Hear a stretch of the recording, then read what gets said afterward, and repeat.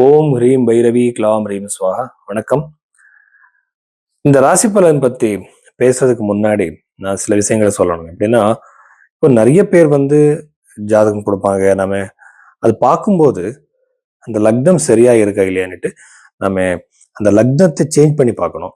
அது சேஞ்ச் பண்றது அவர் கொடுத்திருக்கிற பர்த் டைம் வச்சு நம்ம பண்ணக்கூடாது. பாஸ்ட் ஈவெண்ட்ஸை சொல்லி அதுக்கு சரியா இருந்தால் மட்டும் நாம அந்த ஜாதகம் பார்க்கணும். ஃபர்ஸ்ட் விஷயம், நிறைய பேருக்கு இந்த மாதிரி ஜோதிடர்களுக்கு இந்த டைம் சேஞ்ச் பண்றது பர்த் டைம் ரெக்டிஃபிகேஷன் சொல்லுவாங்க. அது அவரால் முடியாது.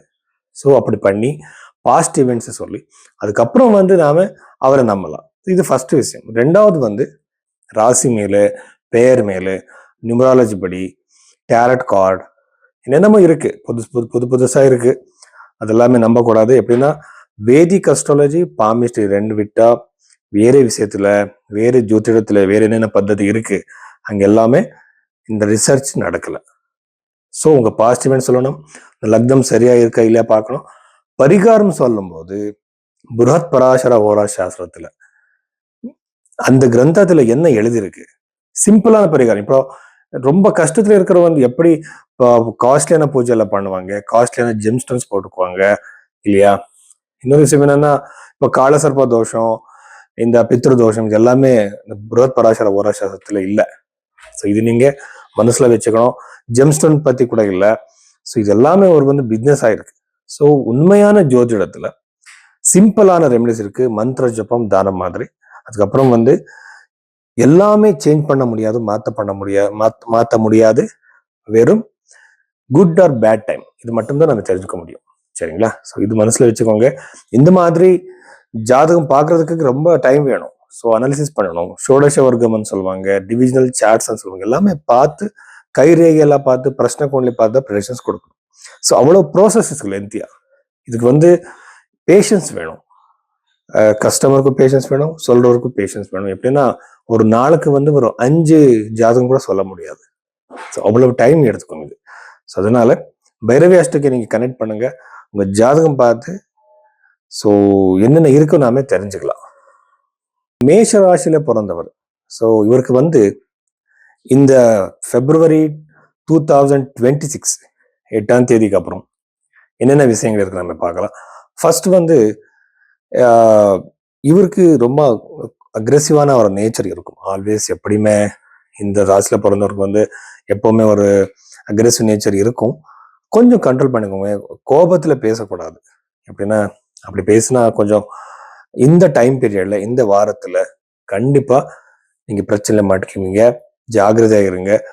உங்க வார்த்தை மேலே, உங்க பேச்சு மேலே உங்க கண்ட்ரோல் கண்டிப்பா இருக்கணும்.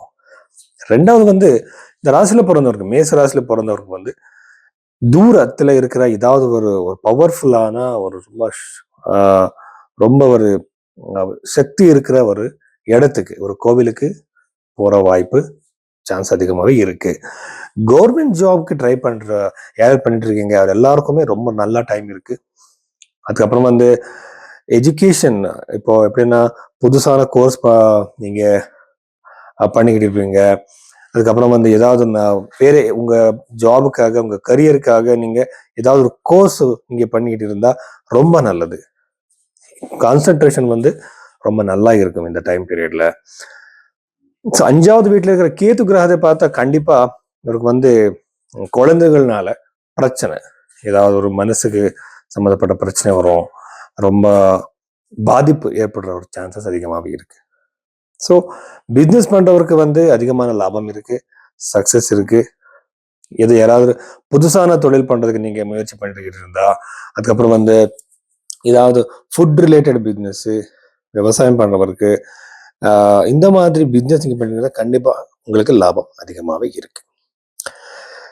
அதுக்கப்புறம் 11th ஹவுஸ்ல இருக்கிற கிரகங்களை நம்ம பார்த்தா கண்டிப்பா அன்எக்ஸ்பெக்டட் உங்களுக்கு லாபம் கண்டிப்பா கிடைக்கும். ஷேர் மார்க்கெட்ல கொஞ்சம் ஜாகிரதையாக இருங்க. வெஹிக்கிள்ஸ்ல நீங்க போகும்போது, 2 வீலர்ஸ்ல போகும்போது கொஞ்சம் ஜாகிரதையா இருக்கணும். இன்னொரு முக்கியமான விஷயம் என்னன்னா, சில பேர் பயப்படுத்துறாங்க. எப்படின்னா, இந்த சனி கிரகத்துக்கு சம்பந்தப்பட்ட சாடை சாதி சனி பத்தி. ஸோ அதுக்கு பயப்படுறதுக்கு ஒண்ணுமே இல்லை. இது எப்படின்னா, இது சாடை சாதி அவருக்கு எஃபெக்டிவ் ஆயிருக்கணும்னா அவருக்கு அஷ்டக வர்க்கத்துல கம்மி பாயிண்ட்ஸ் இருக்கணும். பின்னாஷ்டக வர்க்கம்னு சொல்லுவாங்க. இந்த பின்னாஷ்டக வர்க்கத்துல சனிக்கு எவ்வளவு இருக்கு பாருங்க. அதுக்கப்புறம் வந்து சனி கிரகம் வந்து அவயோகியா இருக்கணும், தசா பீரியட்ல இருக்கணும். இது எல்லாமே பார்த்துதான் நாம பாசிட்டிவா நெகட்டிவா இந்த டிரான்சிட் இந்த டிரான்சிட்ல நடக்குமா இது நடக்குமான்னு சொல்ல முடியும். ஆனா வெறும் நீங்க சாத்தி வச்சு பயப்படுறதுக்கு ஒண்ணுமும் இல்லை. இன்னொரு விஷயம் என்னன்னா, கவர்மெண்ட் ஜாபுக்கு நல்லது. அது எல்லாமே வெளிநாட்டுல ஜாப் யாரு தேடுறீங்களோ அவருக்கு ரொம்ப நல்லது. டிரான்ஸ்ஃபருக்கு யார் ட்ரை பண்ணிட்டீங்க அவருக்கு ரொம்ப நல்லது. ரொம்ப ஒரு இம்பார்ட்டண்ட்டான ஒரு விஷயம் நடக்கும்.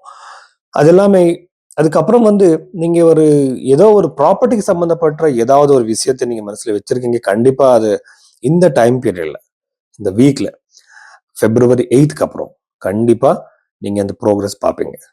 பேங்க் லோனா இருக்கலாம், டாக்குமெண்டேஷன் வெரிஃபிகேஷன் ஆயிருக்கலாம், எது இருந்தாலும் கூட இந்த மேஷ ராசியில பிறந்தவருக்கு வந்து கண்டிப்பா ஒரு ப்ரோக்ரஸ் இருக்கும். ஸோ அது இல்லாம தூரத்துல ஏதாவது நீங்க பிளேஸ் போகணும்னா கண்டிப்பா அவங்க ஜெர்னி பண்ற யோகம் அதிகமாகவே இருக்கு. ரொம்ப ஷார்ட் ஜெர்னிகள் அதிகமாகவே இருக்கு. அதுக்கப்புறம் வந்து வயிறுக்கு சம்பந்தப்பட்ட ஸ்டமக் ரிலேட்டட் இஷ்யூஸ் வர்ற வாய்ப்பு அதிகமாகவே இருக்கு. ஜாகிரதையா இருங்க.